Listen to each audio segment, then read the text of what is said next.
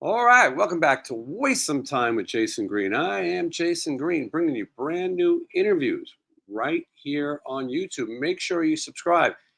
My guest today, they say don't meet your heroes because you never know what kind of results you'll get. If your hero is Rudy Sarzo, well, then you're probably going to be in for a good experience. In this industry, you meet a lot of people. Rudy Sarzo is probably one of the nicest people I've ever met. I was reluctant about having Rudy on the show because he's told these stories so many times. I felt maybe he doesn't want to tell them again. He also has a book called Off the Rails available now. There's a link in the description. But then from touring with Stephen Pearcy and Rudy with Quiet Riot, we see each other so often. And I found so many times Rudy would tell me these incredible stories about his life. And I thought, I felt selfish that not sharing them with other people. And Rudy came on once before to promote Mark Weiss's Quiet Riot fan letter book, and I thought, well, we got to find time because Rudy still is on the road pretty much all year, and this is the first time we had a chance to sit down and talk. So I'm excited to share Rudy's amazing career with you. We'll talk to Rudy Sarzo right after this. Just wanna waste some time with you. Sometimes it seems too good to be true. Nobody out there can waste time with you. All right, please welcome Rudy Sarzo. Jason, Hi, Rudy. good morning. How are you doing? Good, thank you. Happy 2025. Am I your first interview of 2025? Yes, yeah, that's right. My Wow, first interview. what an honor. What an honor. Yeah. It's a great way to kick off the year, and I didn't oversell it. I probably undersold it. Rudy, you were so patient with your fans and people you work with, and just a prime example of professionalism. And obviously, you've had the career and probably had time to hone that and learn that skill of being around people. Quiet Riot traveling, as I said, constantly, and you're not traveling on a tour bus with a massive crew. You guys do it as a unit, and I've never seen you complain. I'm sure it's happened somewhere, but I've never seen it. No, I mean, because we rather do it the way we're doing it, which is the four of us. I mean, there's so much in what you just mentioned that I want to add to, but let's start with that. Yeah, for me personally, my setup is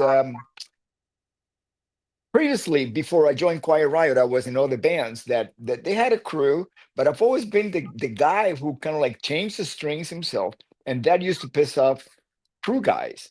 Like when I first joined Ozzy in 1981, I was assigned a bass tech, and it's like I never had one before, so it's like I was skeptical about giving this guy my bass to, and then give it back to me and expecting to feel the same way, when I set up the strings and the tension and everything, so personal, you know, Mhm. and it's all in my hands. And when I first joined Ozzy, I had been taking care of myself up to that point, So the guy actually asked to be put, he asked to become Tommy Aldridge's tech, and they assigned to me a brand new guy. Uh, who had not been doing a whole lot before that. So I was kind of like, I guess his entry into the world of being in a rock crew Mhm. was pretty, pretty mellow compared to what he probably experienced later on. But I've always been a hands-on person because the way I look at it is, to me, going on stage is like skydiving. You gotta pack your own parachute. You have to make sure that everything is working yourself. I've been in situations, as a matter of fact, I was touring with the mental health version of Quiet Riot in 1983, and we were doing a big show, and we were like the opening band. I mean, everybody else had a hit record, and we were on our way to have a hit record that year, but we were just starting out. And I remember like getting all pumped up and getting up on stage, and the bass tech gives me the bass guitar, and I start playing it, nothing coming out, and I go, What's wrong?" And he's yelling at me, It's not working. I didn't want to tell you because I didn't want to make you nervous. He's yelling at me this while the rest of the band is doing, Mhm. and I'm going, what about now? You want me to be nervous? I'm freaking out. My bass is not working. So finally, somebody put it through the monitor system, and I was able to finish the show. That was the only time I've ever fired anybody. Mhm. I was so freaking pissed off because on the way up, even on the way down, at any time, every show is crucial, but especially when people haven't seen you yet. And then after they seen you, they have certain expectations. So if you show up there and your gear's not working, it's up to you to make it happen. He goes, sometimes what happens is if something's not working and you got a crew, you're going to have about three or four guys trying to figure out what's wrong. You know who knows what's wrong better than anybody else? The musician who's actually plugged into that amplifier because he knows how it goes. It goes from the guitar to the wireless, or if you got a cable, if you got effects, or you got the amp into the speakers. That is it. You know, of course, I've been in situations that, just when you think you experience everything in life, there's always that one extra experience that you never even think of. So I was doing a show with Quiet Riot somewhere in Anaheim, and it was like a big disco. And a local promoter came in and started bringing rock bands into this disco. And, we do the sound check and we're fine. We do, everything sounds correct, the volume and the mix and everything. So then we come back and we went on after the DJ finished doing his thing, playing dance music, right? So again, we start the set and I hit the first note of the bass and it's like, holy shit, that is so loud. What happened? My equipment on stage is at the same, I haven't touched anything, right? And I tried to bring it down. Actually, I turned off the amplifier and it's still louder than anything in the whole house. And people were going like this, turn the bass down. Now it's a disco, right? So it means Mhm. that there's a dance floor and there's speakers facing the audience who's standing on the dance floor watching the band, apart from the PA system that we were playing through. All of this went through into like the whole room vacated. Everybody just ran for the doors. And then the DJ figures out, oh, I'm sorry, my microphone was on and your wireless system is on the same frequency as my wireless. So I was going through the disco PA system. Mhm. What are the chances of that? But it did happen, you know. The lesson is, you know your gear better than anyone else. You're probably safest to do it yourself, and then you have um, nobody else to blame. Rudy, when I interview people every day, a common story. How did you get involved in the music business? Well, I moved to LA. Well, your story takes a little bit more of a challenge before moving to LA. You're born in 1950 in Cuba, Havana, Cuba, and that's where you grew up. It wasn't until 1961 that you emigrated from Cuba. I find it fascinating because Fidel Castro Mhm, comes into power 1959, and mhm. you're a child growing up in Canada with your brother Robert also. And what uh, uh, what is it like, first of all, growing up in Cuba as a child, and then following up, what is it like to have to leave? Yeah, well, communism changed everything for us, in Cuba. I mean, we were not, I mean, there were millions of families that left, 1 or 2 million people left Cuba in the course, since the revolution. And Castro coming into power, 1959, and shortly after, he announced himself to be Marxist Leninist, which the average Cuban had no idea what it was. But we had family friends who were Chinese who had left China, Mao Zedong, China, to go to Cuba, running away from communism. So they knew exactly what Marxist Leninist was. And they say, listen, we're out of here. We're going to go to San Francisco. We got family there. And I suggest you do the same shortly, especially for the kids, because you don't want your kids to be growing up in communism. So it took my parents about a year and a half to get a sponsor, all the documentation, the passports, get the visas, get the tickets, and we had to do it undercover. Undercover meaning that nobody in the family knew that we were leaving, because one of the first things that Castro did, he set up neighborhood watch in every block. So this neighborhood watch will report, the neighbors' movements, actions and what they were doing. And what happens is the people that were available to become the neighborhood watch were the people that prior to the the revolution you were trying to avoid. It was basically the pimps and the drug dealers and all that low life, that were just hanging around the house waiting for things to happen, whether, have one of your tricks, as a pimp, deliver somebody or sell some drugs, and now you're like the top dog, because if you piss any of these people off, the defense committee, uh, they're gonna take you away, you know, and you probably would never be heard of again. So my family was very, very, very careful, especially my dad. He was a technician. He ran a machine. He worked at the big national newspaper, La Bohemia, and he was in charge of the printing machines, the three. I'm talking 1959 technology, three bobbins. Like if you see like old footage in movies, black and white movies where they see like the Yeah, newspaper spinning. being printed. Yeah, stuff like that. Yeah. This is a life-changing event. You file, you get the paperwork, what you need, you get your passports to leave. Fortunately, you're able to escape, and you end up in Florida first, as many people did. Yes. From Florida, you went to New Jersey. How does that come about? Yeah, it becomes a journey of assimilation and adaptation. Uh, well, even if my family would have remained in Cuba, you would have to adapt and assimilate to a different social structure, a different communism. It's completely different.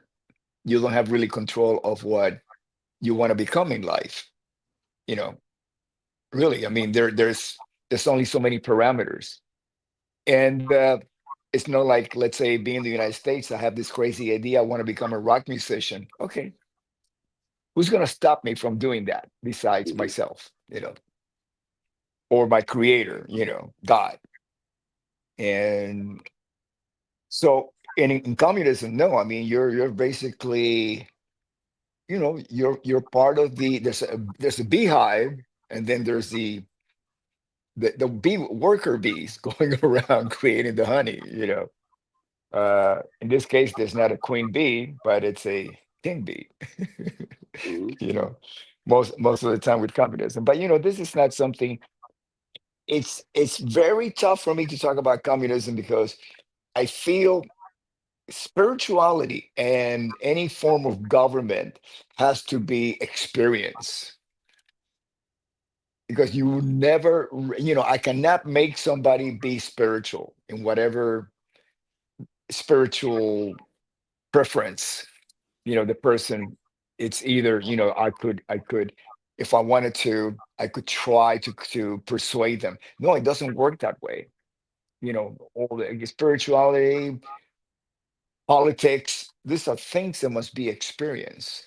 That's why I always stay away from talking about politics. I will testify, do a testimony to my religious beliefs, but that's about it, because it's between me and my and God.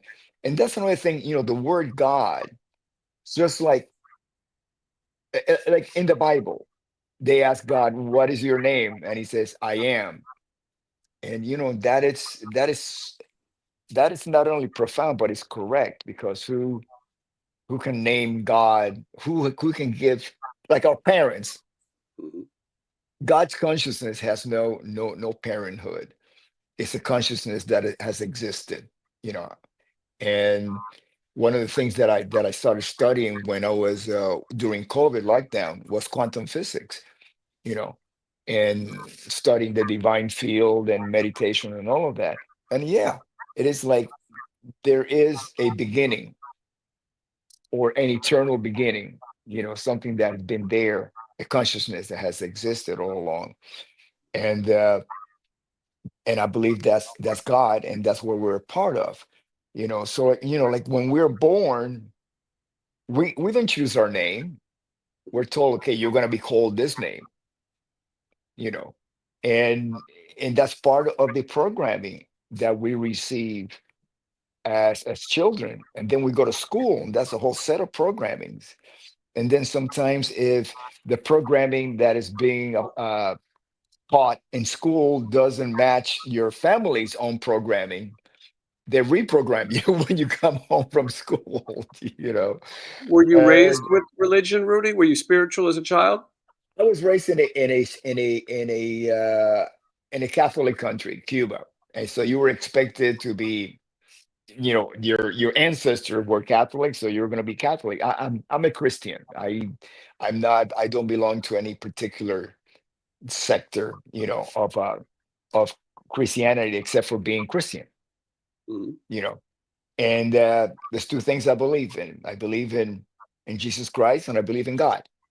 That's it. Besides that, I don't believe in a building like a church. It's nice. It's good to be there and testify and do all of that. But why stop at a building when God is within you?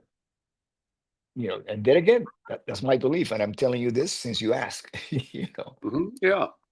Rudy, you talk about giving a name. I can't not ask you this question. What is your full name? Yeah, and the reason why I use that as a reference because it happened to me, and my birth name that is in my certificate, and that's interesting because part of it, okay, the initially is Rodolfo, which is again, I was the firstborn to a sequence of Rodolfos. My great grandfather was Rodolfo, my grandfather, my dad. So I became another Rodolfo. So again, that's a kind of like a Catholic European way of doing that, naming your child. And then my brother was named after my uncle from my mom's side of the family, Roberto. And then you pick the day that you were born. There's a saint associated. So mine was Maximiliano, Maximo. So okay, so I became Rodolfo Maximiliano. Then first I get my dad's last name Sarzo and my mom's last name La Vieja, and then it goes like that. It bounces back and forth until you have like a whole paperwork full of names attached to you. And it wasn't until I went from Rodolfo to Rudolph when I arrived in 1961 in the United States. And then when we were relocated, my family to New Jersey, we went up in West New York, my first day of school, my teacher named me Rudy.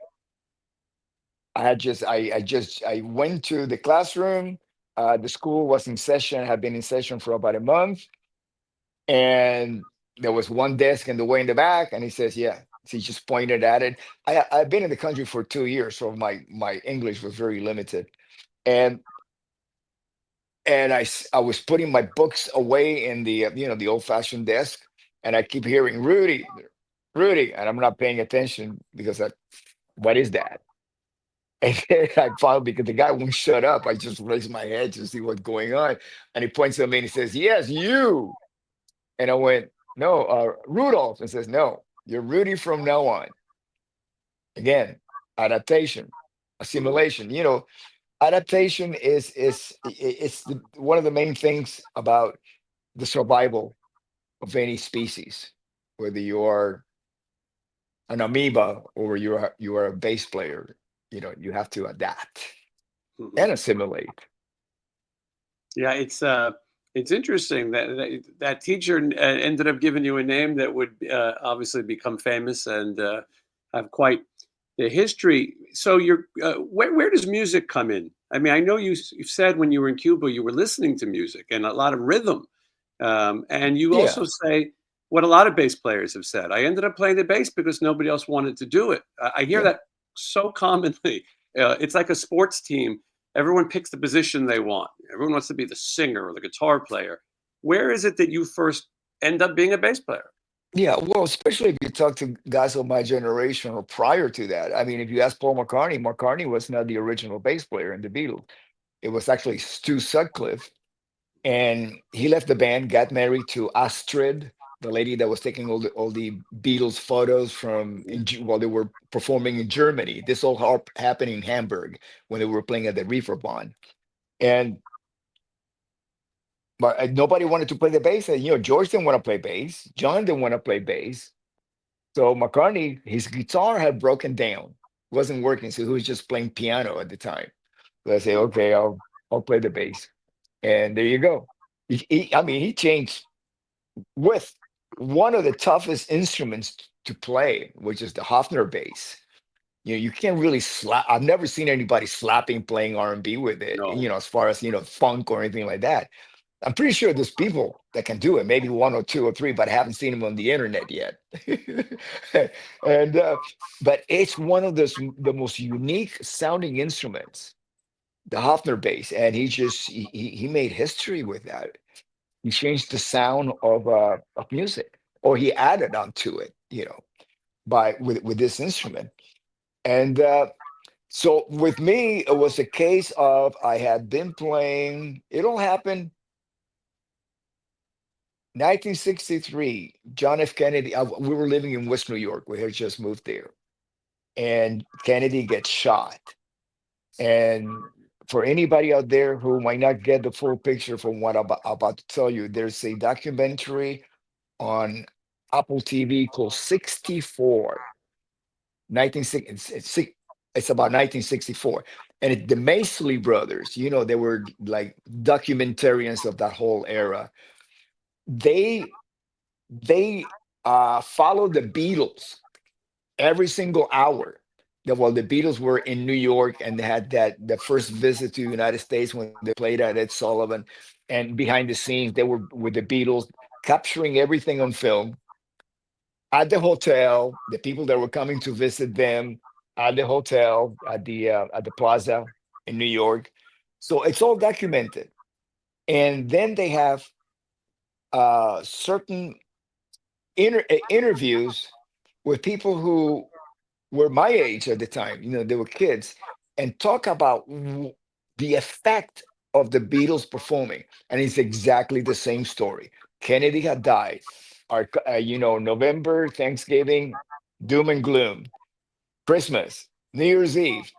And it was like, we spent like 2 months, November and December and January, because the Beatles didn't play until February. And it was like, we got to get out of this gloom and doom. The kids, we're young. I mean, we've got to get out of here, out of this darkness that's happening. So the Beatles play instantly. That changed everything. Our life went from black and white, Technicolor, boom, overnight. I mean, it was instant when we were there. Everybody, that's like the big bang of our generation. Ask any musician who is as old as I Hey, am, and I'm the story 74. comes up on this show all the time. Any Yeah, musician from that generation, the Beatles, it's universal. It yeah, goes above color and language. yeah. Oh yeah. That moment.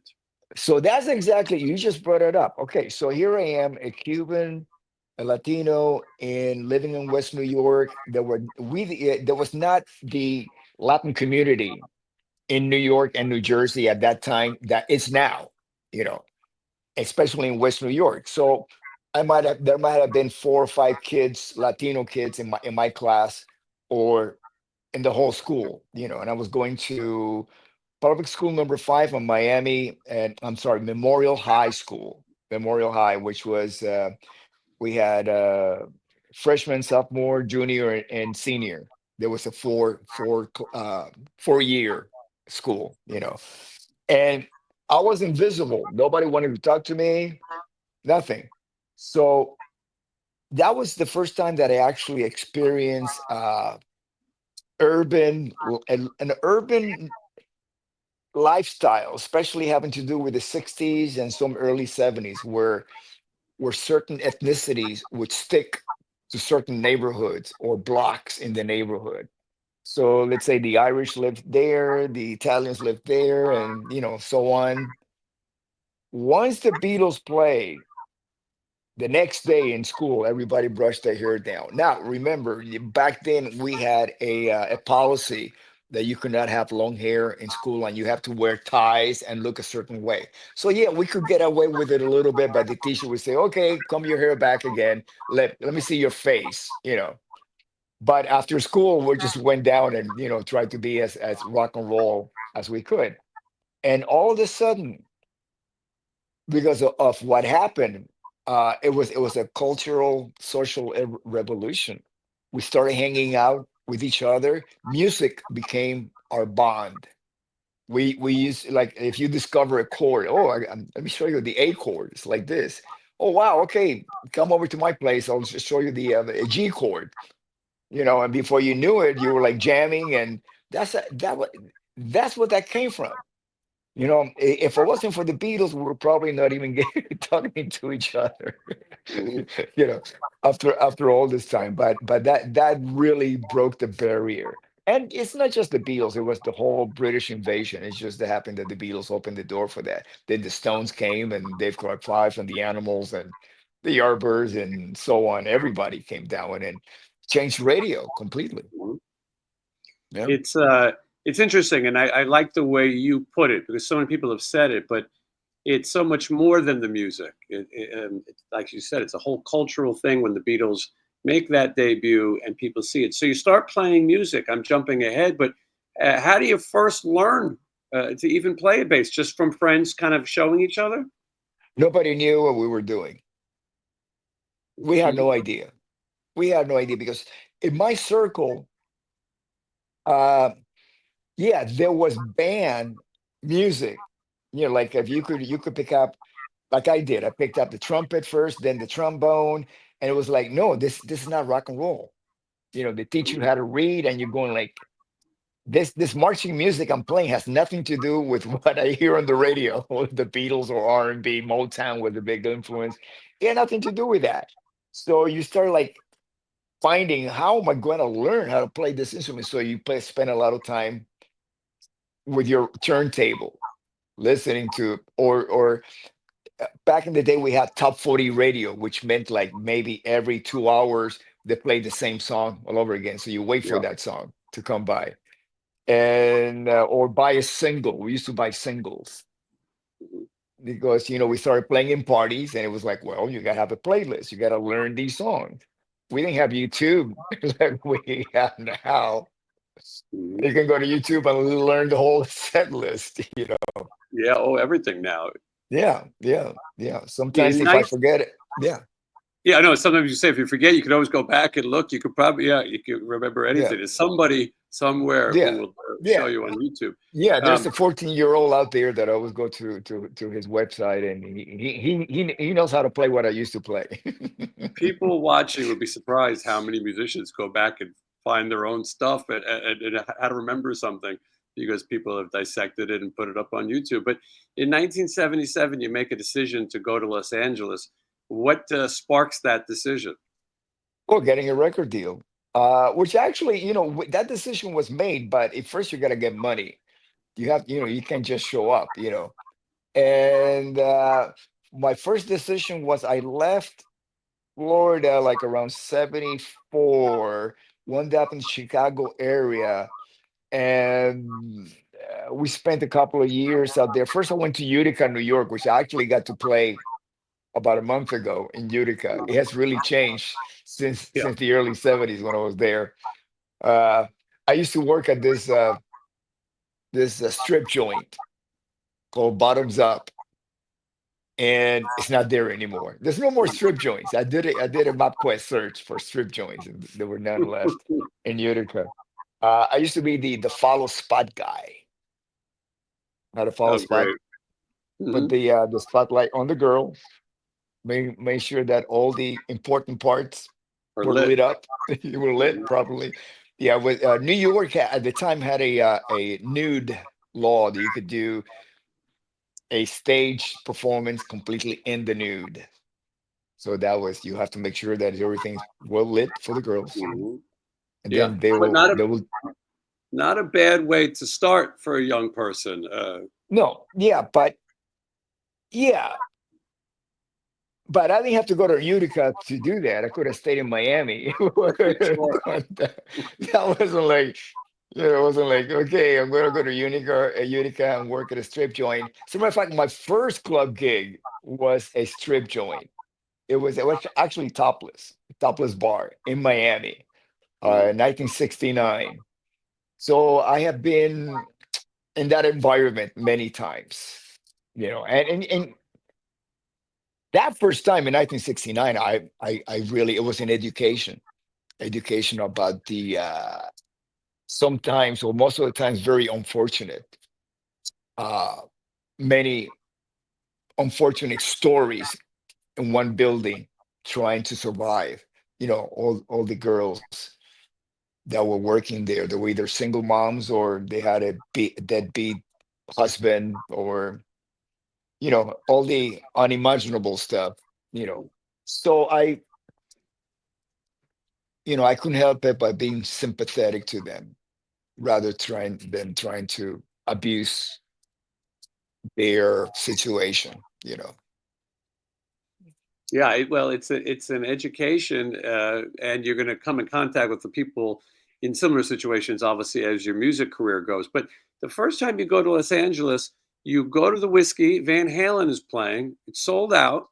You can't get in, Mm, and mm, this is the beginning of you sort of mm, seeing that rock scene. It's around this time that you'll meet Kevin DuBrow for the first time, mm. and sort of exchange numbers. But not much comes of it.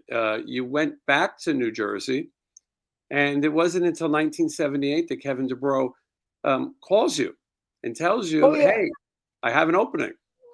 yeah. Well, I always tell bands, because I understand the struggle. I've been there many times. So it's always, I think we all need some positivity as we're struggling to make it. And if somebody comes along and says, "Hey man, I see, I get it. I see what you're doing. Just keep going. You're gonna get there. You're on the right track." No guarantees, but this is it's a bit of an affirmation. So I wound up at the Starwood, and I walk in, and ironically the opening band was Dana Strum. Mhm. His band Bad Axe, Wow. and he's got a whole different story, a whole different perception. This Well, the same perception, but something else was going on between him and Randy. He was trying to get Randy out of Quiet Riot, as he tells me, and I'm not going to say any more than that, Mhm. because this is a story that Dana, you know, it's the one who's supposed to be telling the story, Yeah. but something else was going on that night. Okay, so which led to Dana, getting Randy to come down to do the audition eventually for Ozzy Osbourne, because he did not stop. He was relentless about getting Randy to the next level beyond Quiet Riot, what we were doing at that time at the Starwood. So, uh, so my experience, my perception of that night was, I walk in, I'm new in town, I'm just looking around, and this band comes on, and they had an intro. They were like, this, you could see they were homemade, but you could see that there was a vision behind all of this. And they had like sirens, like that, like the flashing lights, the old-fashioned sirens, lights, and actual sirens going on. And there's like a voiceover comes on the PA talking about there's a riot, blah blah blah blah. And then they go into the Beach Boys version. There's a riot going on. There's a song. It's Mhm. actually, you Google it and find it. That was like the intro track. And then they come on and they'll have like different image, but it was cohesive. You could look like somebody.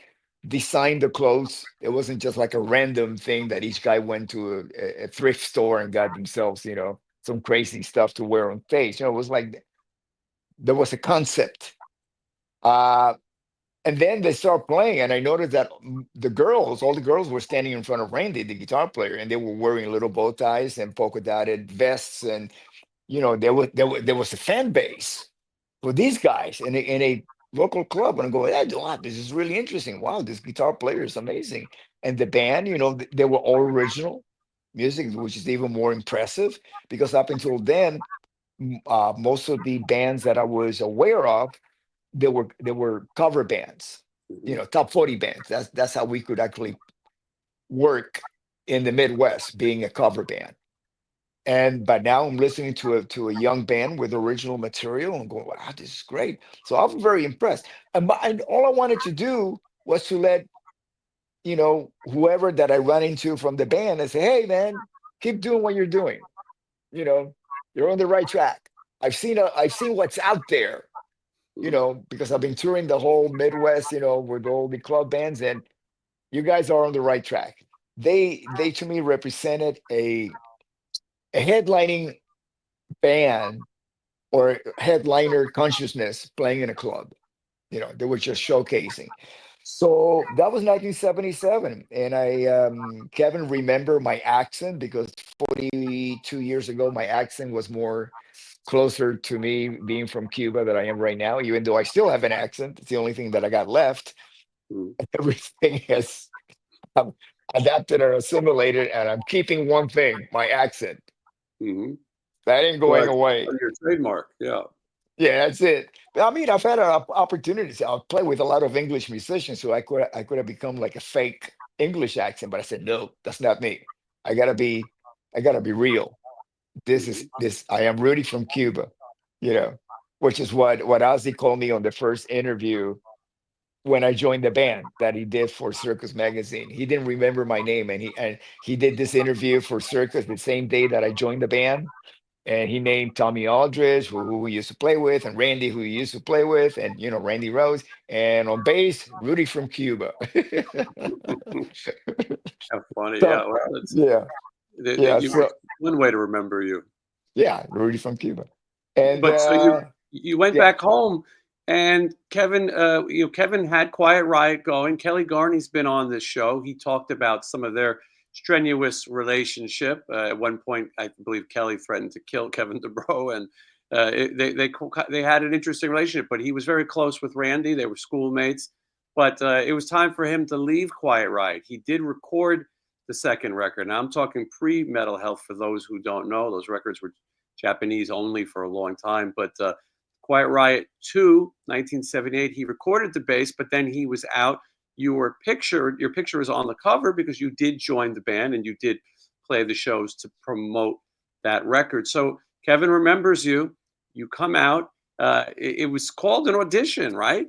It wasn't like here's your gig. You had to come out no, and sort of no, earn it.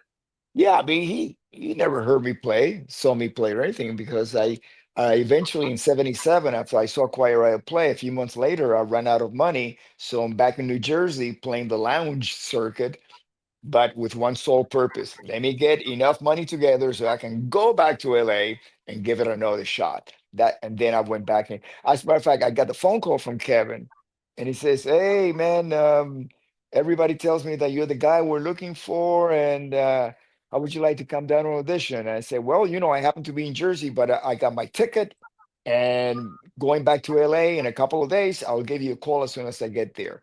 And I did, and I set up the audition and got the gig.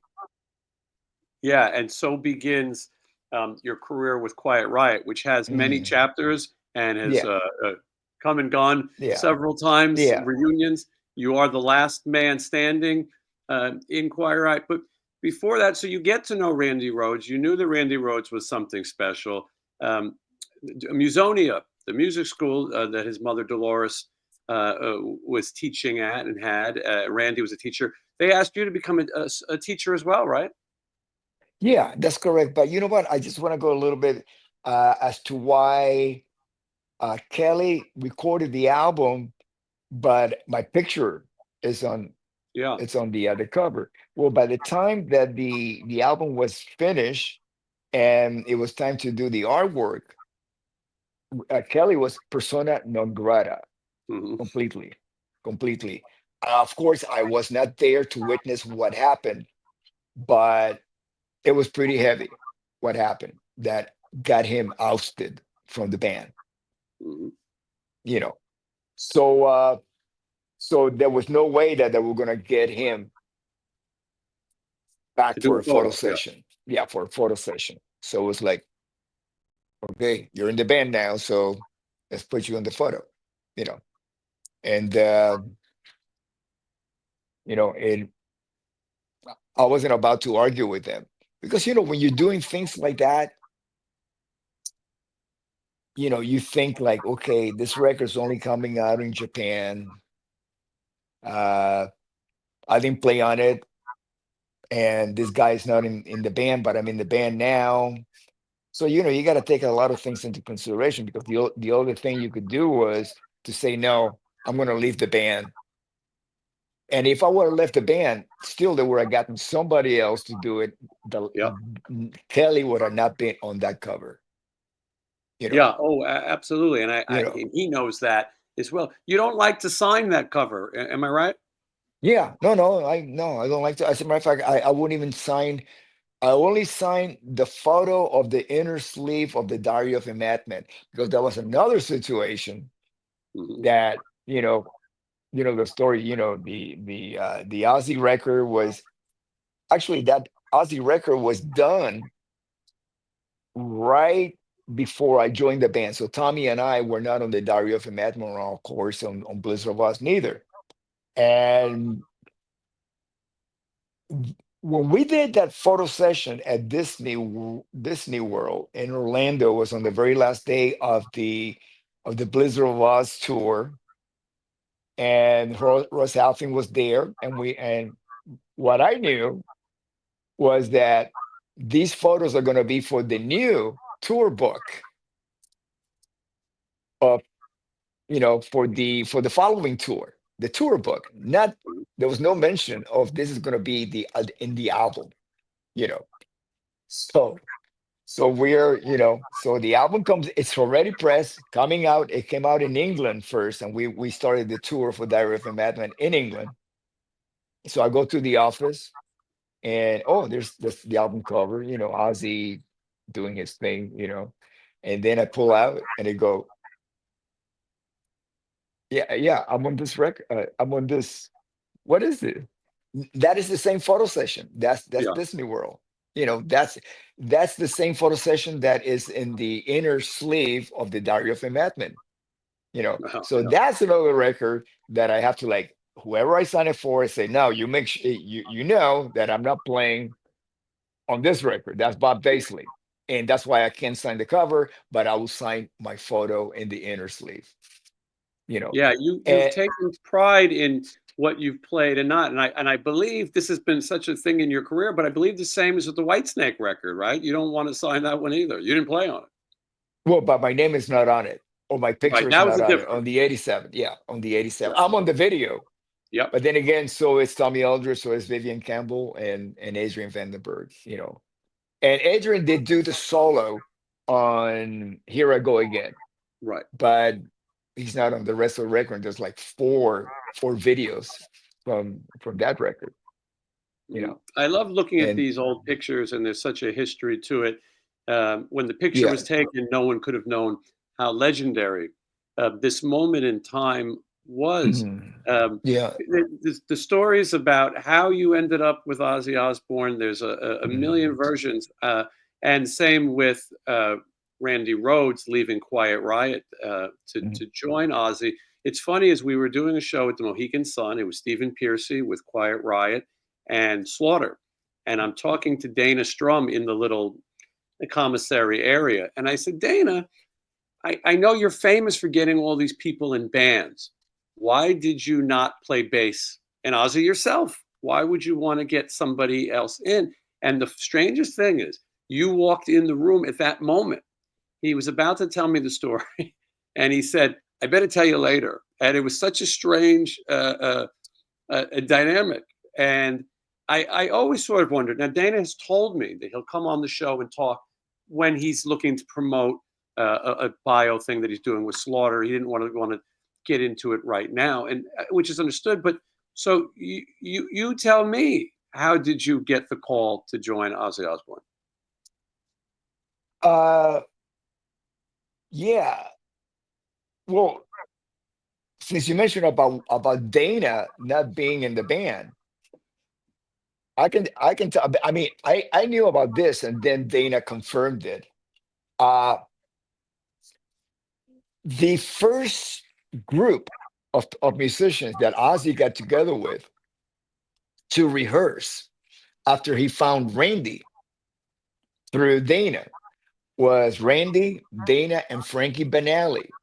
Frankie Banali had just auditioned for Quiet Riot at my request because Frankie and I, our history went back to 1972. So we're talking 1979 here. And we played together in Florida. We played together all over the Midwest. We moved together to LA in 77 and were living together. And then we ran out of money. And then in 79, I was trying to get him to, for us to play together again in Quiet Riot. And he didn't want to be in Quiet Riot. For, you know, he wasn't into the style of music at the time. He was more into like a Led Zeppelin Yeah. type of, music, original, bands that he could play with locally that were playing more in that style. And, but he went and according to Frankie, he didn't play very well. I thought I didn't think it was awful, but I didn't think that it was Frankie at his best. But somehow, some way, Randy was very impressed. So when Dana was talking with Randy about who they were going to get to play drums with Ozzy at this rehearsal that they did, he says, "Oh no, you got to get this guy Frankie." And then Dana adds that Randy said he's got a gong, a gong, one of those. Mhm. So, I- so that first rehearsal was Frankie, Dana, and Randy. So Don Arden, who owned the label and managed, he was the management, and Sharon's father, Yeah. uh, he was not very pleased that Ozzy was putting the band together with American musicians because eventually Ozzy had run out of money to pursue putting a band together. And with the label and the management, Don Arden's, was financing this. And he says, you got to go back to England and put the band together there with English musicians. And you cannot bring this band because we cannot afford the working visas and putting them on salary and housing them and all that. And and Ozzy pleaded for one, and it turned out to be Randy because he really felt that I see, he knew he needed Right. Randy. Yeah. Yeah, yeah. So everybody else got left behind, Dana and Frankie, and and I know that I've had this conversation with Dana, but this is what Randy told me. That's how this is because then they got Bob Daisley, who was part of the Jet Records stable of musicians. He was in a band called Widowmaker that was part of Jet Records, and he was very well known, having played with Rainbow, and he had a history, he had a legacy musically. A very respected musician. So he came in, but they couldn't get a drummer. They couldn't find a drummer. So finally Lee Kerslake joins the band, and that's when they get together and finish all the songs and made the record. You know, Yeah. And so the record's made. When it's time to add you to the band, who calls you? when I Is got the all. call was 1981, which is 2 years late after Quiet Riot ceased to exist. Right. And as a matter of fact, I was living with Kevin, and I was playing in his band Dubrow. There was no Quiet Riot at the time, Hmm. and there was Dubrow. A lot of people claim that they were in Quiet Riot. No, they were in Quiet Riot. You were playing in Dubrow. Mhm, And the last time that I was here talking to you with about Mark's book, mhm.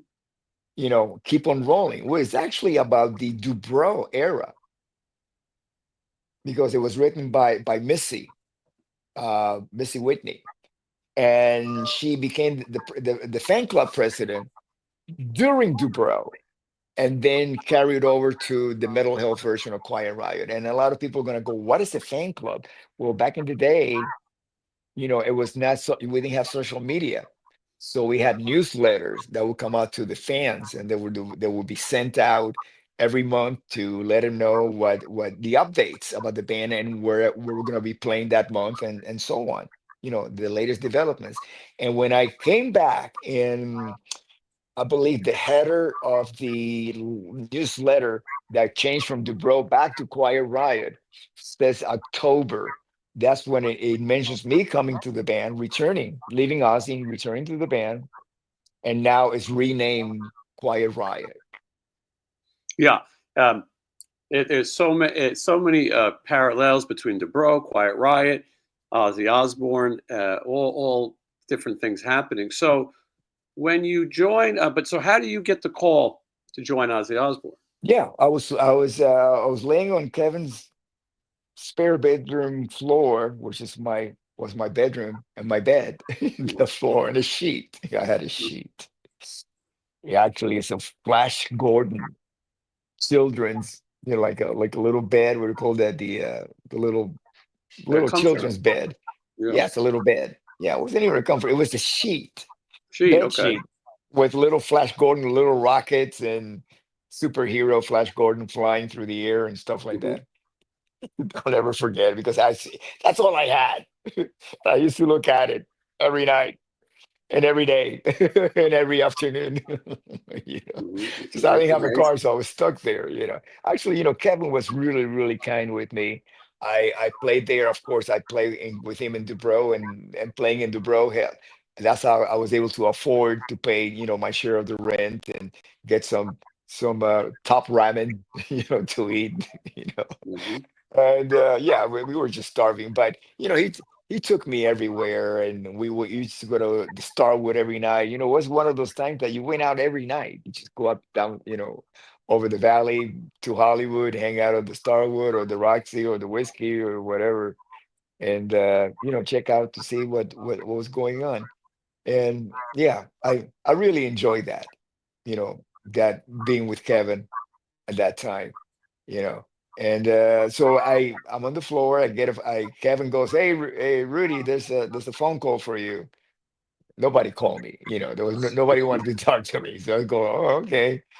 And I pick up the phone, and it's this lady with a very young voice and very sweet. And she goes, "Hi, Rudy. My name is Sharon. I'm Ozzy's manager, and Randy tells me that we should audition you." And I go, and I'll tell you a sidebar after that later. So I said, "Oh no, oh wow, thank you, but I'm playing in this band called Angel, and I'm blah blah blah." And she just hung up on me. So I said, Hmm. "Okay," you know. And I've been sober for 27 years now, and but it wasn't until I started going to AA that I learned that I am an alcoholic.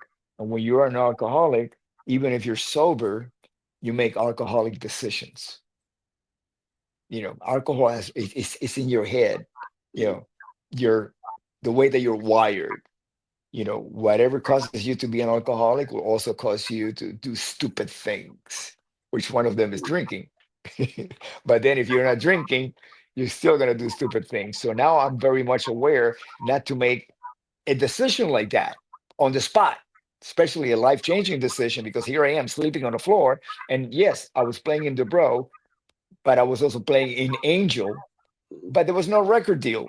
I was a starving musician sleeping on the floor, so I hang up the phone, and Kevin goes, "Who was that?" And I go, "Oh yeah, Sharon, Ozzy's manager, and she offered me an audition to play with her." And so he goes, "You're gonna go, right?" And I said, "Oh no, no, I'm playing with Angel. I'm playing with you." And he starts yelling at me. Mm. That how stupid I was, and the fact that I was going to get to play with Randy again. I'm going, oh shit, you're right. So the next day, I get a call from Ozzy, and then now it's Ozzy, and now he's been already through a whole day auditioning guys, and he's not happy with with the outcome, and he says, "Listen, man, Randy tells me that you're the guy," and I go, can you come down?" And I said, "I'm there." Mm. I never thought I was going to get a second chance. That wasn't even on my radar. So I make sure that uh, yeah, Randy picked me up within a couple of hours, and I got to meet them. They were, unbeknownst to me, they were under the wire to find the bass player because they were going to hit the road in 10 days. So they really needed to find, somebody who fill all the boxes. They need to find somebody who, and they're in LA, so they have no reference except that Randy knew what was going on in LA. He knew the musicians, and they needed to find somebody who was not going to be a bad influence on Ozzy drinking, or his lifestyle. So, and the look, the part, and could play, and so on. And Randy said, "Rudy's the guy," and they just trusted Randy. I had no resume whatsoever. My resume was I used to play with Randy. Now I'm sleeping on the floor. Mm. The Flash Gordon that was blanket. Yeah. that was it, you know. And so I got the audition. Randy came over because nowadays if you're going to audition with Crazy Train, there's like a 6-year-old that can play it Mhm. because it's part of the musical rock and roll consciousness. You know, back then when the record first came out, you know, like it's a brand new song. And so Randy, I only had like, he picked me up and we had to leave within a half hour to go to the audition. And he taught me the song. He taught me his way of playing it. So I did. I played it. It wasn't until later on, like a few weeks later, that I was able to afford a boom box and get a cassette. And I was already on the road that I got to hear that I started getting into learning what was on the record. Mhm. So after that, I just mixed it up, a little bit. I had to say, okay, these are like the iconic riffs that must be on on when I play them. But this is what I've been playing that Randy taught me, and I kind of like it. So Mhm. Yeah, that's the and way well, it was. it becomes a style, and many years Yeah, later, everyone's learning this. Your yeah, obviously your way of playing it, which is yeah. the But only way of okay, playing. yeah, and it wasn't just that. It was also the fact that Tommy played them completely different than Lee Kerslake did. So I had to adapt to the way that Tommy was playing it in order to make it sound correct, like a cohesive rhythm section. What's funny about these moments we're talking about them? This is just a few moments in your life, but they're now historical moments in the world of rock and roll and things that change sort of music history. That lineup, you go out with Ozzy, and those years are going to be sort of amazing years that we're still talking about. When I watched the documentary that was on Peacock, the Nothing But a Good Time documentary, and you tell the story, unfortunately, of 1982 when Randy tragically passes. And when I listened to you tell the story, I thought, how many times does Rudy have to tell the story and relive it? But the passion in your voice, it's almost as if it happened yesterday. This is not something that's left you. And granted, witnessing a friend pass away, literally, is something that you're not going to let go of. But to hear you tell those stories, and you've told me as well, is just such a part of your life that only a few people can share. There was only a few people there that day who can share that moment. I was fascinated that I didn't realize someone died in the plane with Randy, a young woman as well. So many people know the story that Randy passed away that day, but a young woman lost her life as well. And obviously, it's been documented, but you could have been in that plane. You chose not to be. Um, that one day changes your life forever. Oh, it changed everybody's life. Changed Sharon Ozzy's life, and Tommy Aldrich, and Don Airy, and Jake Duncan, all of us that we were present for that. Uh, that was the main reason why I wrote the book, to Mhm. dis to actually to dispel any conspiracy theories or innuendos surrounding Randy's crash, because as soon as social media started and certain people, and I'm telling you, this is back in early 2000s, so we're talking 25 years ago, which were actually 20 years away from the crash. Uh, People were saying the most horrific, unimaginable things surrounding Randy's crash, and I said, you know what? If I don't tell the truth, the lies will become facts. So I had to write the book. And unbeknownst to me, once I wrote the end, I experienced a closure that I did not foresee whatsoever. I was able to put it all here without me having to go back. When I talked about it in documentaries, I am there in that moment in time. I'm reliving it.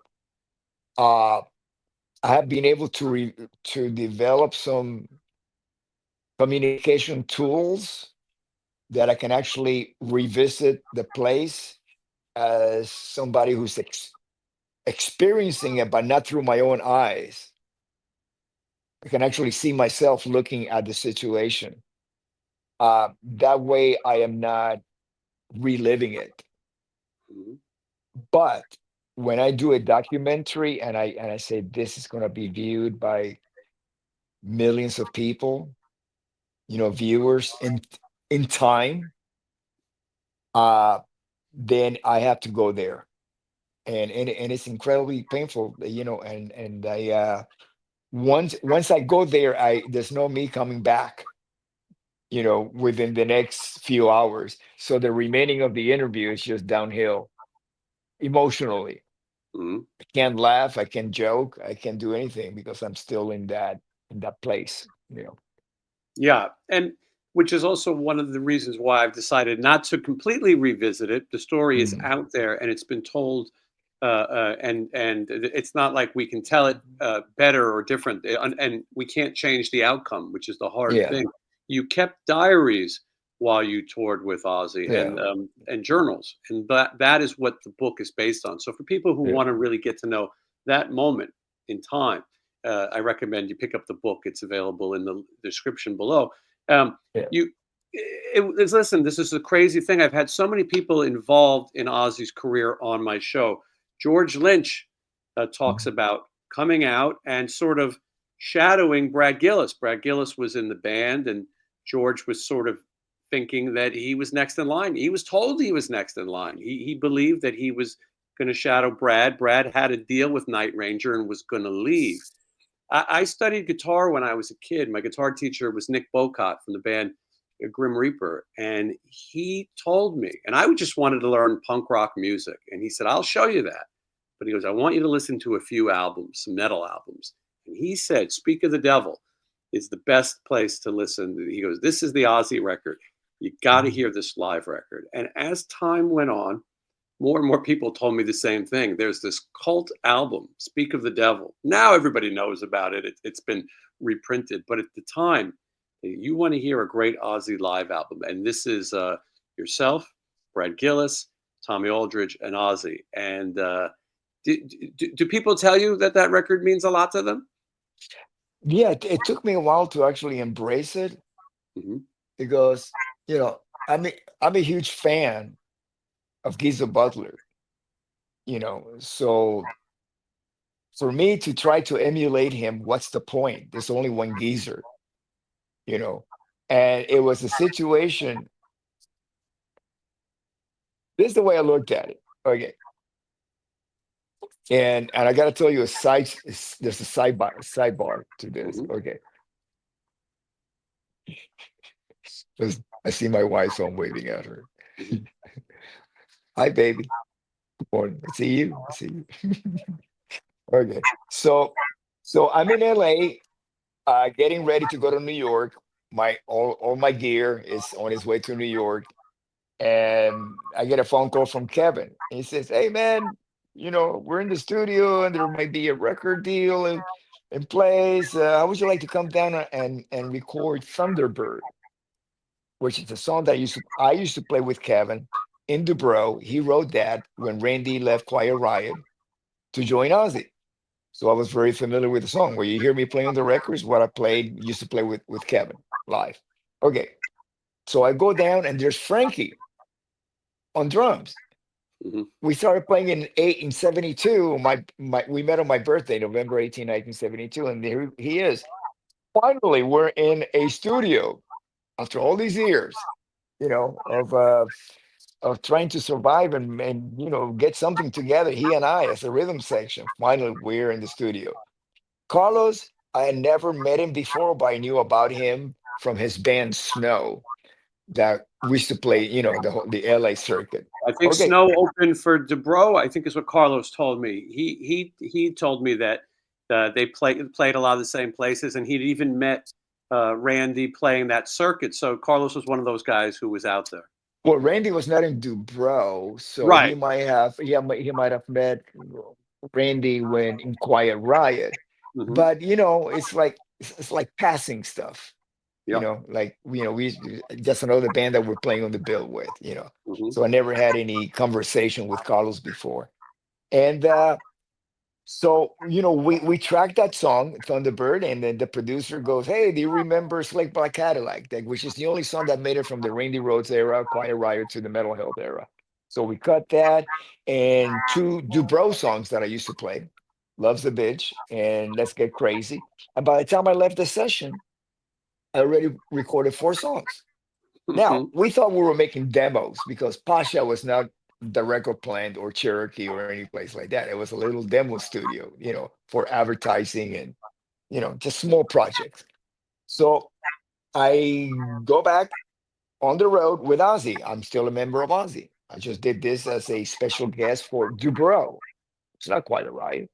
Hmm. And but the whole thing about playing with Kevin and Frankie kept lingering in my mind because after Randy died, I had lost that connection of being in a band with somebody that I had struggled to make it with. Randy and I in Quiet Riot, we struggled to make it. If the band Quiet Riot would have been successful and gotten a U.S. record deal in L.A., he would have never left Quiet Riot to join Ozzy. We didn't have that record. We were just a struggling. Even though there were two records in Japan, you could have two records on the moon. It meant just, it's just the same thing. You couldn't get those records. This is like 1979.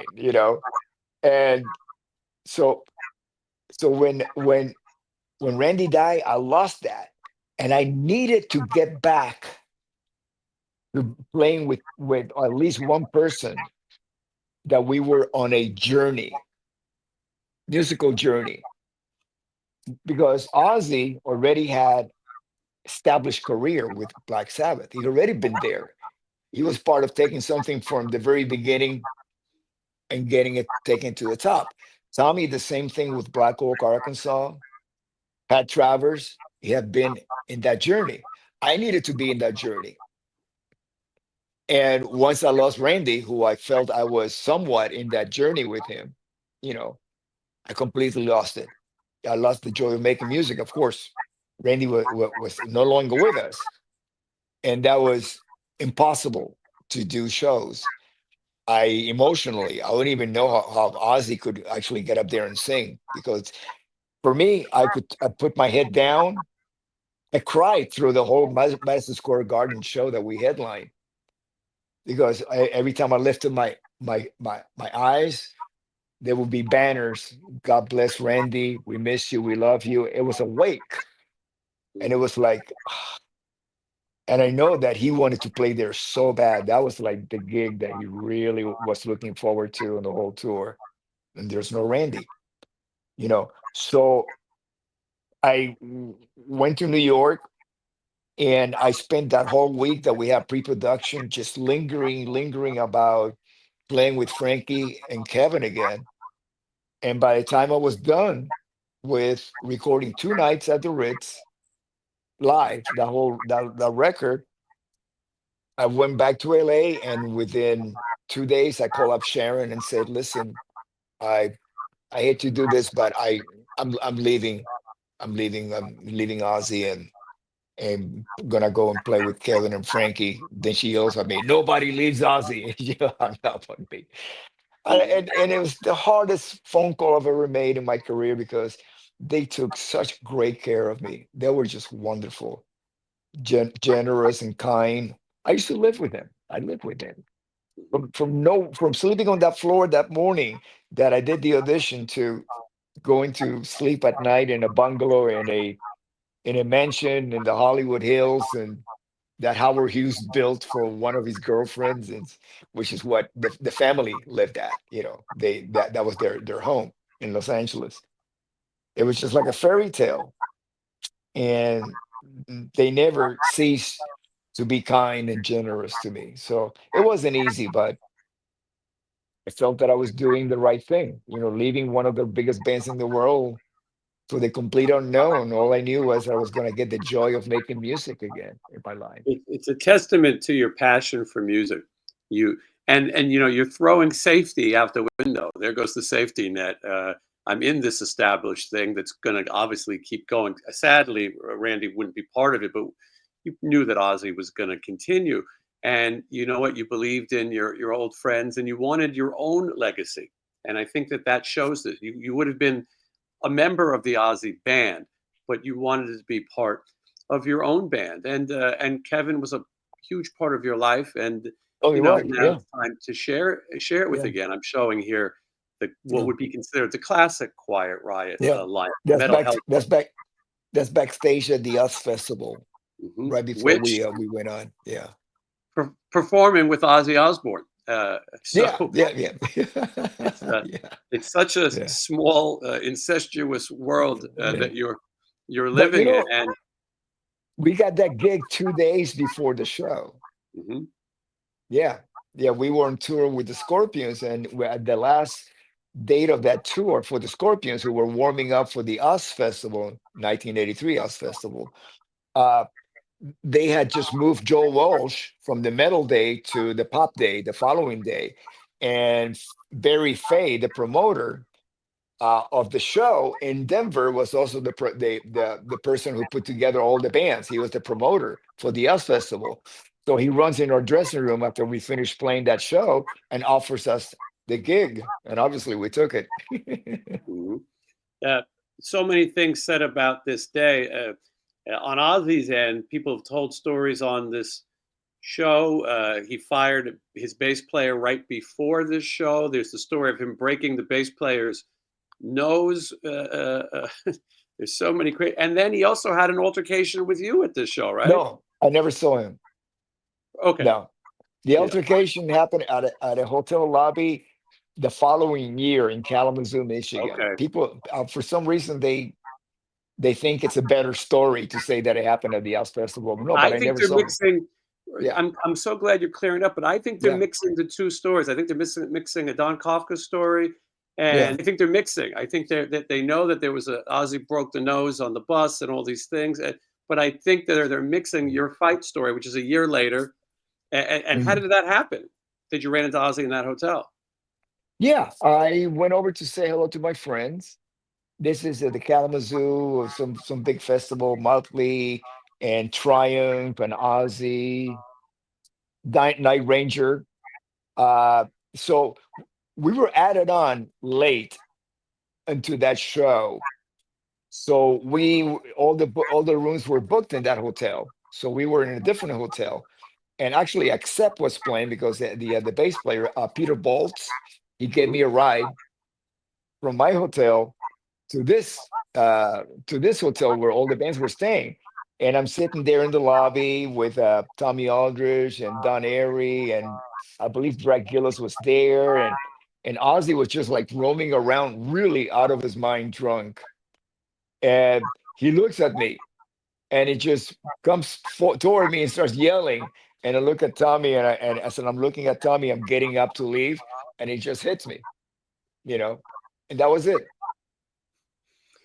Um, have you reconciled? Have you seen Ozzy Oh God, since? this is 1980, 84. Of Right. course I have. Of course I Mhm. have. As a matter of fact, when I left Quiet Riot in 1985, Sharon became my band manager. Mhm. You know, Tommy Aldridge and I were putting a band together. So yeah, it's like, to be honest with you, he was drunk. It was not he didn't break anything. Uh, I just felt sad that somebody who I have been through with so much, so many, like the whole Randy crash and, everything that it had come down to this. That's what really hurt me, that somebody that I respected and owe so much to, that this happened, you know. Yeah, but But you knew oh that yeah. the drinking and Ozzy was loud and sort of crazy at that time with some of those things, and I think you knew to sort of brush it off. So the mental health of Quiet Riot lineup, as I say, that's the essential Quiet Riot. That's where it began. Yes, there's been other Mhm. lineups, but the four of you are the ones that sort of put heavy metal records on the map. People know what that mental health record did and what it meant um, to people. And but you didn't stay long. I said earlier you had enough of Quiet Riot. Well, I was mixing up my eras. At this point, Kevin DeBro was loud and would shoot his mouth off sort of in the president. This is not a secret. He was known for this. What made you leave Quiet Riot the first No, time or second a few time? things, a few Mhm. things. Uh, I mean, it was a situation that I gave notice that I was leaving the band before we started the '84 tour, but I've never walked out of a situation leaving people stranded. Uh, Especially the promoter, the label, the fans, most important. So I survived that whole tour, because it wasn't what was going on stage. On stage was fine. It's the in between, it's Mhm. the offstage stuff that is really hard to deal with. And I fulfilled my commitment, and I was out of there by '85. Yeah. There's so much, and I can't keep you all day. You've got a life to live. But Quiet Riot is always going to be. You'll always be known for it. A massive part of your legacy, and you'll return in '99. You'll return in 2001. And not that you weren't working, because you had been your entire career, and after as well. Of course, you played with Dio and you a long run with Dio, and also Blue Oyster Cult, an even longer run. So you were sought after, And you're forgetting Whitesnake. and of course, yeah. Well, I skipped the biggest one of all. How could I forget? Yeah. Now, and I'll have to edit. I'll have Yeah, to edit that, or people will kill me. that's right. And the thing That's about Whitesnake, one of the parallels of Whitesnake in your life that I find fascinating is that, well, one of the great things is that you've been married for over 40 years. How long have you been married, Rudy? well, now it's over 40. We just celebrated 40, 40 and a half. I think Yeah. this is the halfway point here. Yeah. Mhm. Your wife appeared in a Whitesnake music video before you Yeah. did. It's Loving a Stranger. Yeah. mhm. It's And so then Whitesnake was the opening band for Quiet Riot during that tour, Condition Critical tour. mm, it's funny. Yeah. How many, like I said, how many parallels in your life? But first of all, congratulations. Being married 40 years is Yeah. no Yeah. easy feat, and you guys are still happy and still Yeah. traveling and Yeah. doing things together. Um, Yeah. but I thought it Yeah. was funny that you both were involved in Whitesnake in one fashion, but all of a sudden, Rudy, did you ever think, "Uh-oh, what's going to happen next?" Because you left Ozzy Osbourne, you left Quiet Riot. But doors kept opening, and Whitesnake, a big door to open. But were you ever worried? I might have made a mistake. Uh, that is really a great question. Of me worrying about making a mistake. Oh, by the way, I actually I got back together with the original Mental Health version of the band in '97 Mhm. until 2003. Then after Frankie's passing, I rejoined the band officially. Did about three or four shows in 21, but 22 is when I officially joined the band, rejoined, and I'm here since then. Back with Quiet Riot, with Jizzy Pearl and Johnny Kelly and Alex Grossi. And but going back to any regrets or feeling, or you know what? Before I started playing with Ozzy, and I write about this in my book, I had a spiritual awakening and epiphany. And ever since, even when I had nothing and I was sleeping on the floor and all I had was my faith, I've been at peace. I've been at peace uh, with just about every decision that I make because, you know, only by the grace of God I've had such a career. And I made a promise to God that as long as my fingers are moving, I'm going to keep playing. And I check every day, are they moving? Yeah, they're moving. Mhm. I got to keep playing, you know. But if I never made it as a musician, that's okay. My relationship with God is more important than anything else in my life. Yeah, and to thine own self be true. You've done things your way, and it sounds cliche, but it's very true. You've taken chances.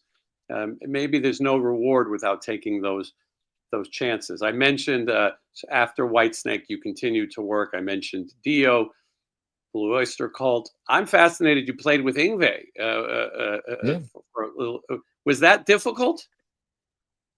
that is the number one question I get asked, and it's like it's basically how difficult, how bad was it? I gotta tell you, it Hmm. was fantastic.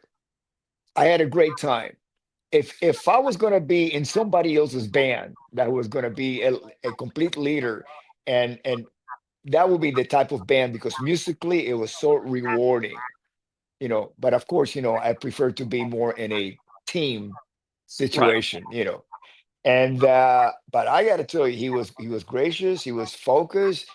he, he's a monster musician. Oh yeah. Monster. This guy is just a beast, musically. And I enjoyed the hell out of it. Mhm. It was Yeah. great. It's funny. I It's had like I keep waiting for the story, but no, you had a good experience. I had a wonderful experience. And it was that there was two factors about that I was aware about playing with Inbase, that he likes to record bass on his records. So it's like, okay, so there's not much of a purpose for me being here except for fulfilling this tour. And the other one was the fact that I got a phone call to join Dio during the making of the Master of the Moon record, but I was touring with Ingve. And again, I've never left anybody, walked away from a Hang on. situation and left them stranded. So I told Wendy Dio, say, hey, listen, I would love to do it, but I'm committed to this tour. And after I'm done in the next, month and a half, if you guys are still interested in me joining the band, I would love to. It would be an honor. And that's the way it played out. And I was Ronnie's last Dio bass player. Mhm. I joined in 2004 and he passed away in 2010. And I got to tell you, that was the two most musical integrity, musicians with musical integrity that I've ever played with. Definitely Randy Rhoads and Ronnie James Dio. I learned so much from them. You know, Rudy, there's so much loss in your life, and I think maybe your faith is part of what helps you get through it. But you've played with these iconic musicians, and so many of your brothers in this experience are Mhm. no longer here. At some point, it has to feel like I'm the last man standing. You know, we talk about losing Randy Rhoads, losing Kevin DeBro, losing Frankie Banali, and now we're also talking about Ronnie James Dio. Yeah, So many yeah, people have come and gone. Does it yeah. feel like a pressure to you to continue, or do you just feel like this is what I'm meant to do? No, because I I concentrate on the gains, not the losses of having played with these magnificent musicians and human beings. Mhm. That's what I concentrate on, not on the loss, but the gain that I did, what I learned from them, what influences I got from them, what mentorship I got from them, what did I learn that I would have not learned from anybody else, but at that place and time with these people, these bandmates of mine. Uh, Look, we're all gonna pass away, we're all gonna die, we're all gonna go, and it's what we leave behind that matters the most.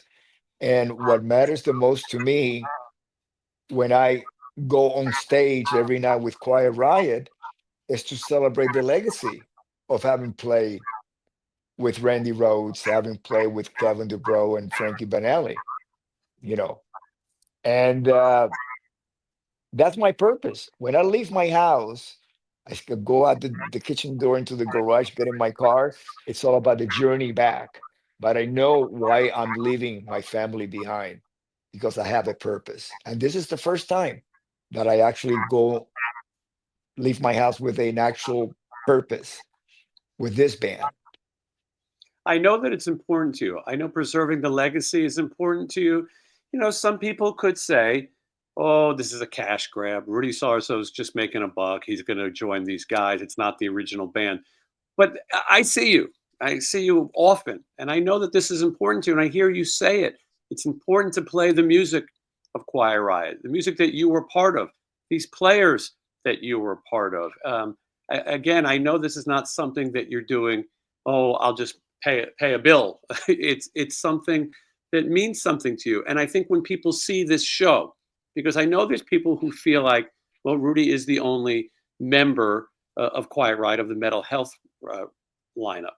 But I know it's important to. And again, here we have Johnny Kelly, who was formerly of Typo Negative. I love seeing you play a little bit of the Black Number One each night on stage.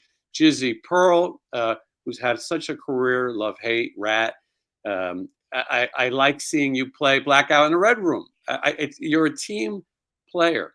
You support the other guys too. Alex Grassi was in the last lineup with Kevin, been with the band for quite some time as well. But you go out there, you play the songs that people want to hear, and you take the time to thank those who were in the band who've passed and keep it alive. I know this is important to you.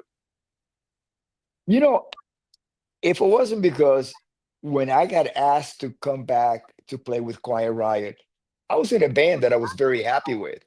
I was playing with the Guess Who. I was very well taken care of. I had made a commitment to the band. As a matter of fact, when I got asked, I couldn't say yes or no at that very moment because, I was committed to a tour with the Guess Who. And it wasn't until the time came that I said, okay, I fulfilled my commitment. If you still want me to come back to Quiet Riot, I will be available. That's how it happened. It wasn't like I was kind of like, sleeping in the car. Right. Then they Mhm. have a gig. Oh man, oh yeah, Quiet Riot. Oh yeah, I'll take it. I'll do whatever. No, it was hard. And it was not something that, that it was not one of those decisions. I'm gonna leave get the guys who immediately and join back with Quiet Riot. No, it was like, sorry, I can't do it now. I'm committed to this. So people's perception, it's not my business what people think about me. I I don't care. Mhm. It has nothing to do Oh, with me. It has yeah. to do with them looking at me, and I don't even know these people. Quiet you know, Riot is everybody. Quiet Riot is out there so much, and I Yeah. think that people, when they give it a chance, when they see the show, I was critical on it. I'm not going to lie. I said, "Oh my God, Quiet Riot, and how could it be with just one person?" But as you see this band, it has a new life, and it's enjoyable. I think Jizzy does a great job as Mhm. well. No one's going to Yeah, beat Kevin DeBro. Jizzy doesn't try to beat Kevin DeBro, no. but he does put those songs across. When you were involved, I've asked you this on the last show, but I'd be a poor journalist not to say. Did you ever say, "What about Carlos being involved, the only other living member of that lineup"? N- No, no, not really. It's it's never crossed my mind. And I'll tell you why. Alex has been in the band for over 20 years now. He Hmm. was groomed. He's officially the third guitar player. He was groomed by Kevin. Then Frankie joined because he was playing with Kevin in kind of like a reunion of kind of like Kevin, the voices of rock, but he was doing Quiet Riot music. And then Frankie got back together with Kevin again. So he's been in that band for over 20 years. Uh, he's also, he's got tour managing duties with the Hmm. band. He knows everything. He's dedicated. He's solid as a musician and as a human being. I can trust him. He's got all these great factors that he doesn't deserve to be replaced by anybody. He's earned his spot in the band. Yeah, it's and there's politics involved that you never get involved in, which is smart. But there are, I believe Frankie and Carlos had a bit of a fallout at some time, and then you get into legals and all these things that is not about the music. So who knows? Carlos is doing his own thing. He's playing in snow again, or no, he's in hurricane now. I should say he's in hurricane, and which was funny. A band your brother was in as well. Mhm. More of these parallels. Sometimes what's best for the fan isn't always what's best for the band.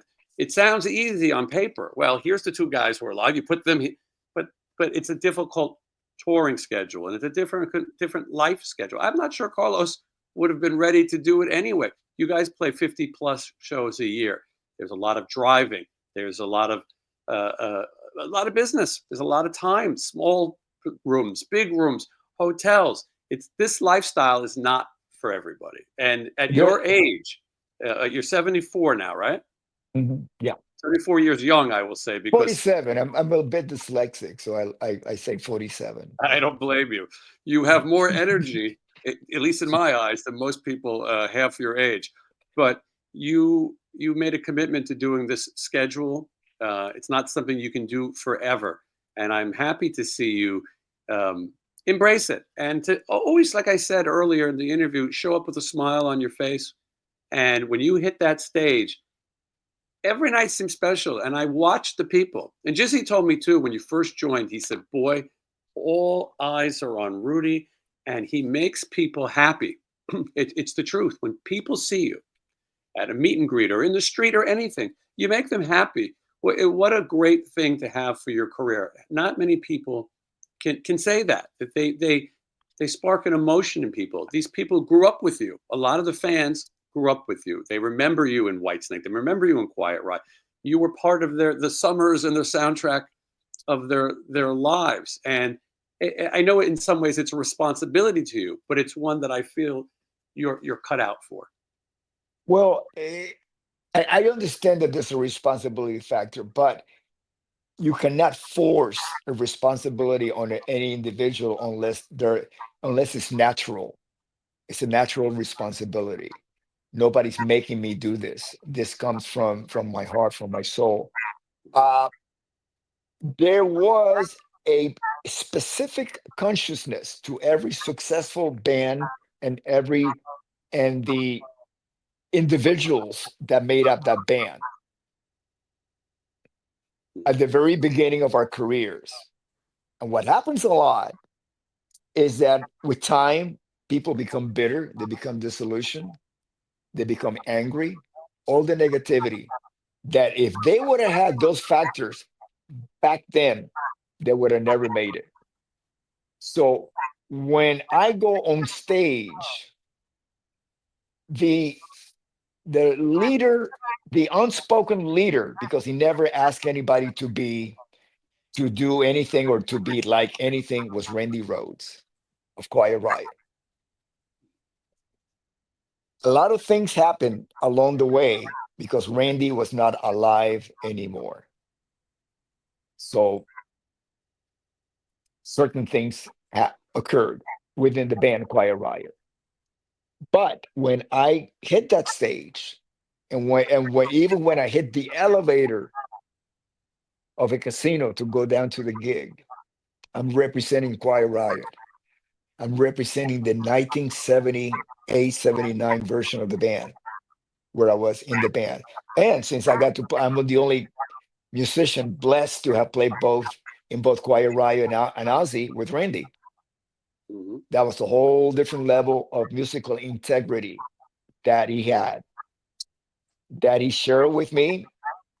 And it was very simple. You either witness it and embrace it and absorb it, internalize it, and put it to use, or you can just ignore it and not grow as a human being and as a creative, as a musician.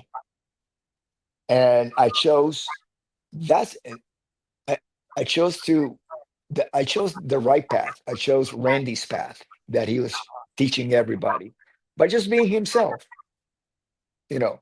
So that is my perception. Every time I hit the stage, I take those principles with me.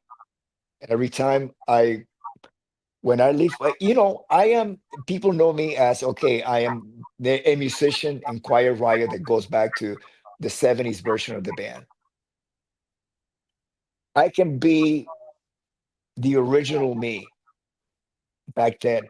All of the integrity and faith and focus that I had, that took for me to have, along with my bandmates, to be successful, I still have it. Hmm. Yeah.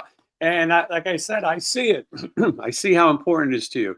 You've told me it feels like playing with the 70s Quiet Riot again. You told me that this is sort of what you envisioned it would have been. And Quiet Riot has a busy year coming up in 25 again. Since you've been back, you guys have hit the road and you hit the road hard.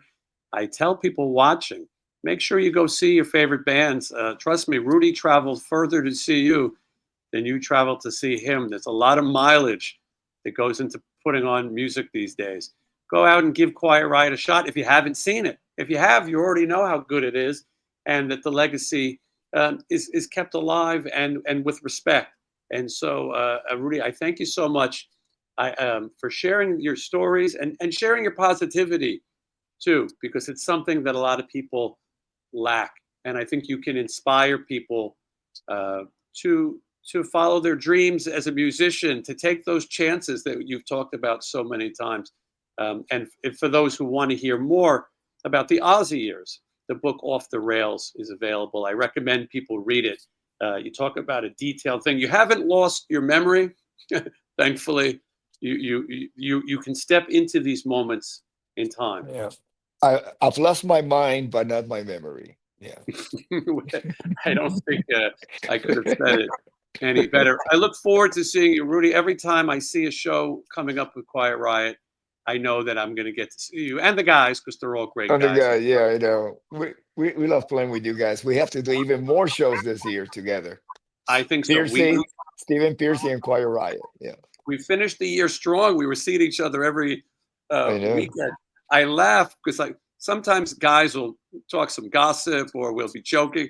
But Rudy, you always seem focused. You might be listening, but you're focused on what you're doing, Yeah. and it's just I'm always so happy to see you. I thank everyone for watching. Is there anything else you wanted to say, Rudy? No, just looking forward to a headbang in 2025. Seeing you guys. The Stephen Piercy, formerly the voice of Rat, on the road with Quiet Riot. That's gonna be I awesome. think And special thanks to Sullivan Biggs, who is our agent, our mutual agent, for keeping us rocking out there. he's the hardest working man behind the It sure scenes, is. and keeping many of your favorite bands out there. So I was Yeah, just talking to Sullivan right before the show. It's a business never stops. But yeah, I, absolutely. I thank everyone for watching, and we'll see you again. Thank you so much. Take care.